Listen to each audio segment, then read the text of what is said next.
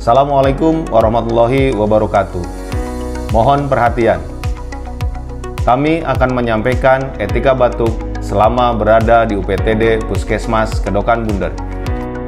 Etika batuk adalah tata cara batuk yang baik dan benar untuk menghindari penyebaran virus yang disebabkan oleh air liur atau droplet.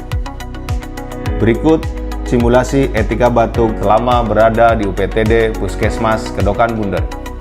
1. Ketika batuk, petugas atau pengunjung menggunakan masker. 2. Ketika batuk dan tidak menggunakan masker, maka tutuplah hidung dan mulut dengan menggunakan tisu dan buanglah tisu yang sudah dipakai ke dalam tempat sampah. 3. Jika tidak terdapat tisu, maka gunakanlah lengan atas bagian dalam ketika batuk. 4. Cucilah tangan setelah batuk menggunakan sabun dan air mengalir atau hand rub.